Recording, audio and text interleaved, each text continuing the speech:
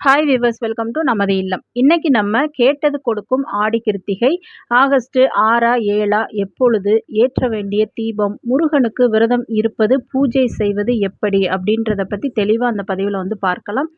இந்த ஆடி மாதத்தில் வரக்கூடிய கிருத்திகை அப்படின்றது மிக மிக விசேஷம். ஒவ்வொரு மாதமும் கிருத்திகை வந்தாலும் ஆடி கிருத்திகை அப்படின்றது அந்த கார்த்திகை பெண்களை கௌரவப்படுத்துவதற்காகவும் பெருமைப்படுத்துவதற்காகவும் நம்ம இருக்கக்கூடிய ஒரு விரதம். இந்த நாளில் நீங்கள் விரதம் இருந்தீங்கன்னா அந்த முருகப்பெருமானின் அருள் மட்டும் கிடையாது, கார்த்திகை பெண்களின் அந்த அருளும் உங்களுக்கு கண்டிப்பாக கிடைக்கும். அதனால தான் நம்ம இந்த ஆடி கிருத்திகை அன்னைக்கு என்ன கேட்டாலும் முருகப்பெருமானும் அந்த கார்த்திகை பெண்களும் உங்களுக்கு கொடுப்பாங்க.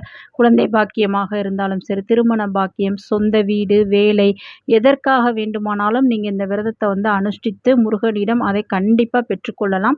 இந்த வருடம் கிருத்திகை 2 நாள் வருது. ஆகஸ்ட் 6ஆம் தேதியும் ஆகஸ்ட் 7ஆம் தேதியும்.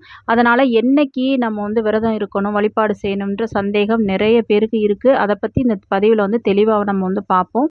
அது மட்டும் கிடையாது, இந்த ஆடி கிருத்திகை விரதம் எப்படி இருப்பது, வழிபாடு எப்படி செய்வது, ஏற்ற வேண்டிய தீபங்கள், கோவிலில் நம்ம என்ன செய்யலாம் அப்படின்றத பற்றியும் பார்க்கலாம். அதுக்கு முன்னாடி மறக்காமல் நம்ம சேனலை சப்ஸ்கிரைப் பண்ணிக்கிறோங்க வியூவர்ஸ். வாங்க வீடியோக்குள்ளே போகலாம். ஒவ்வொரு மாதமும் முருகனின் நட்சத்திரமான இந்த கார்த்திகை நட்சத்திரம் வரும் பொழுது நம்ம விரதம் இருந்து வழிபட்டால் கேட்கின்ற வரங்களை எல்லாம் முருகப்பெருமான் தந்தருள்வார். இது அந்த விரதம் இருந்தவங்ககிட்ட கேட்டாதான் தெரியும். ஏன்னா இந்த கிருத்திகை விரதம் இருப்பவர்களுக்கு கேட்டதெல்லாம் கொடுப்பார் முருகப்பெருமான். கேட்டதெல்லாம் கிடைத்து கொண்டே இருக்கும். அவங்க வாழ்க்கையில அடுத்தடுத்து முன்னேற்றம் மட்டுமே இருக்கும்.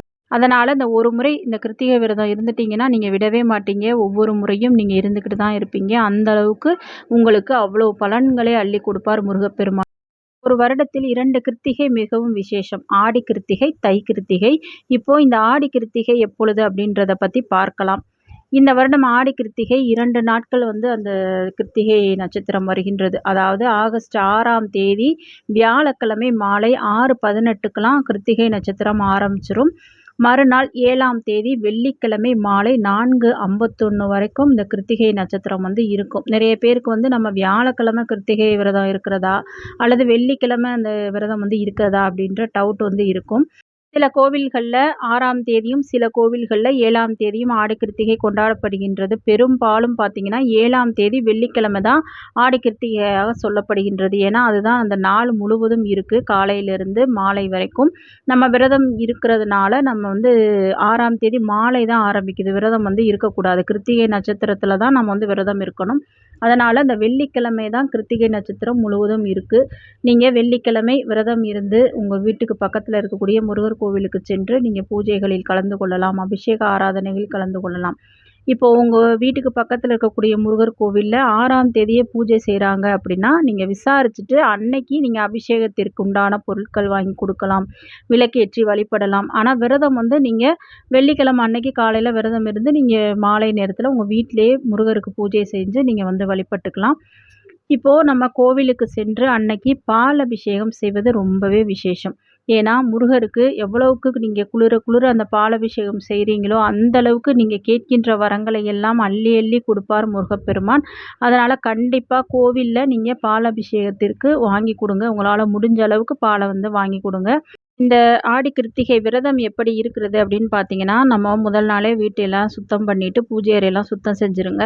காலையிலே எழுந்து குளித்து முடித்துவிட்டு ஒரு தீபம் ஏற்றி உங்கள் விரதத்தை ஆரம்பிக்கலாம். முழு நாளும் உபவாசமாக நீங்கள் இருக்கலாம். சாப்பிடாம தண்ணீர் மட்டும் அருந்தி இருக்கலாம், அல்லது பால் பழம் எடுத்துக்கொள்ளலாம். ஒருவேளை உணவு எடுத்துக்கொள்ளலாம். அது உங்களது இஷ்டம்தான். இந்த மாதிரி விரதத்தை அனுஷ்டித்து அன்றைய தினம் நீங்கள் பார்த்தீங்கன்னா கோபப்படக்கூடாது, யாரையும் திட்டக்கூடாது. மன அமைதியோடு மனதை ஒருங்கிணைத்து முருகரை மனதில் நிறுத்தி நீங்கள் அந்த ஓம் சரவணபவ ஓம் சரவணபவ அப்படின்றத சொல்லிக்கிட்டே இருக்கணும். உங்களுக்கு என்ன வேண்டுமோ, என்ன வரம் வேண்டுமோ அதை முருகப்பெருமானிடம் கேட்டுக்கிட்டே இருங்க. காலையோ அல்லது மாலையோ உங்களால் எப்போ முடியுமோ அப்போ பூஜை செய்யுங்க. வேல் அல்லது முருகர் சிலை இருந்துச்சுன்னா கண்டிப்பாக அபிஷேகம் செய்ய மறக்காதீங்க. எத்தனை பொருட்களால் அபிஷேகம் செய்ய முடிஞ்சாலும், பால், தேன், பழச்சாறு, பன்னீர், இந்த மாதிரி எத்தனை பொருட்களால் உங்களால் அபிஷேகம் செய்ய முடியுமோ அத்தனை பொருட்களால் நீங்கள் அபிஷேகம் செஞ்சுருங்க. செஞ்சுட்டு வேலுக்கோ முருகர் சிலைக்கோ மஞ்சள் குங்குமம் வச்சுட்டு உங்களால் நெய்வேத்தியம் செய்ய முடிஞ்சால் சர்க்கரை பொங்கல் செய்யுங்க, பாயசம் செஞ்சு வைங்க. அப்படி இல்லைன்னா வாழைப்பழங்கள் வைக்கலாம். வெத்தலை பாக்கு வச்சு தீபம் ஏற்றி நம்ம வந்து முருகப்பெருமான வழிபாடு வந்து செய்யலாம். என்ன தீபம் ஏற்றுவது அப்படின்னு பார்த்தீங்கன்னா, வெற்றிலை தீபம் வந்து ஏற்றலாம். ஷட்கோண தீபம் ஏற்றுவது ரொம்பவே விசேஷம். உங்களுக்கு வந்து வீடு வேணும் அப்படின்னா, நீங்க வெத்தல தீபம் ஏத்தி வழிபடலாம். வீடு, சொத்து இந்த மாதிரி பிரச்சனையா இருக்கு, சொத்து வாங்கணும் அப்படின்னா, நீங்க வெத்தல தீபம் ஏற்றி வழிபடுங்க. வேறு குழந்தை பாக்கியம், திருமண பாக்கியம், வேலை இந்த மாதிரி கிடைக்கணும் அப்படின்னா, நீங்க ஷட்கோண தீபம் ஏற்றுவது ரொம்பவே சிறப்பு. நட்சத்திரம் வரைந்து ஓம் சரவண பவ அப்படின்றத எழுதி 6 தீபங்கள் நெய் தீபமாக ஏற்றினீங்கன்னா விசேஷம். நெய் இல்ல அப்படின்னா, நீங்க நல்லெண்ணெய் ஊற்றி ஒரு சொட்டு நெய் கூட அதில வந்து விடலாம். இந்த மாதிரி ஷட்கோண தீபம் ஏற்றுவது ரொம்பவே இந்த ஆடி கிருத்திகை அன்னைக்கு சிறப்பான ஒரு விஷயம்.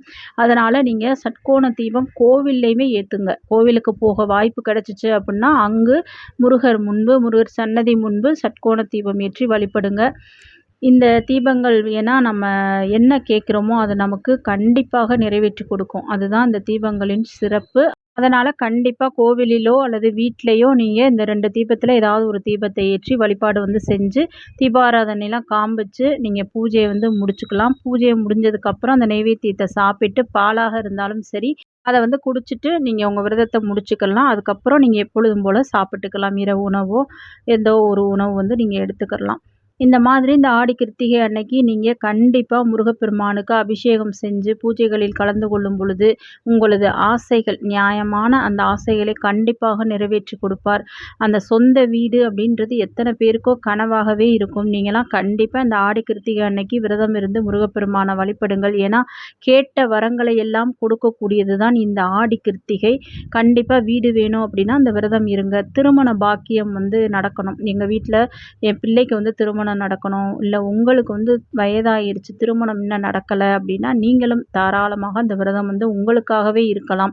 இந்த மாதிரிலாம் இருந்து நீங்க வந்து முருகப்பெருமானுக்கு விளக்கேற்றி வழிபடும் பொழுது, சீக்கிரமே அந்த திருமண பாக்கியத்தை உங்களுக்கு கொடுப்பார் முருகப்பெருமான். அதேபோல இந்த ஆடி கிருத்திகை அன்னைக்கு முக்கியமா நம்ம ஒண்ணு செய்யணும். அது வந்து தானம். தானம் அப்படின்றது இந்த மாதிரி முக்கியமான நாட்கள்ல செய்யும் பொழுது, அது இன்னுமே பல மடங்கு பலன்களையும், புண்ணியங்களையும் உங்களுக்கு அள்ளிக் கொடுக்கும். அதனால தான் இந்த ஆடி கிருத்திகை அப்படின்றதும் தானத்திற்கு முக்கியத்துவம் வாய்ந்ததாக சொல்லப்படுகின்றது. அந்த திருமண வரம் வேணும் அப்படின்னா, கண்டிப்பா நீங்க அந்த திருமணமான பெண்களிடம் ஆசீர்வாதம் வாங்கிட்டு தாம்பூலம் வந்து அவங்களுக்கு குடுங்க. கோவில்ல வரக்கூடிய இந்த சுமங்கலி பெண்களுக்கு நீங்க உங்க கையால அந்த மஞ்சள் கயிறு, வெத்தல பாக்கு, ஜாக்கெட் பிட்டோ அல்லது வளையலோ ஏதோ உங்களால முடிஞ்சத குடுங்க. குழந்தை பாக்கியம் வேணும்னா, குழந்தைங்களுக்கு உங்க கையால பிரசாதம் எடுத்துட்டு போய் கோவில்லயோ, வீட்லயோ நம்ம வச்சு வழிபட்டுட்டு உங்க கையால குடுங்க. நிச்சயமா குழந்தை வரம் கிடைக்கும். இந்த மாதிரி நீங்க அன்னைக்கு வெளியில யாருக்காவது ஏழை எளியவர்களுக்கு உங்களால முடிஞ்ச அந்த தானங்கள செய்யுங்க. வஸ்திர தானம் அல்லது தண்ணீர் தானம், உணவு தானம் இந்த மாரி என்ன உங்களால முடியுமோ செய்யுங்க. நிச்சயமா அந்த முருகனின் அருள் முழுவதுமாக உங்களுக்கும் உங்க குடும்பத்திற்கும் கிடைக்கும். முருகனிடம் என்ன வேண்டுதல் வைக்கிறீங்களோ அதையும் உடனடியாக உங்களுக்கு வந்து நிறைவேற்றி கொடுப்பான் முருகப்பெருமான். ஓம் சரவண பவ. இது மாதிரி இந்த ஆடி கிருத்திகைக்கு பல பரிகாரங்கள் நம்ம சேனல்ல தொடர்ந்து வரும். அதெல்லாம் பார்க்கணும்னா சப்ஸ்கிரைப் பண்ணி பாருங்க வியூவர்ஸ். தேங்க்யூ.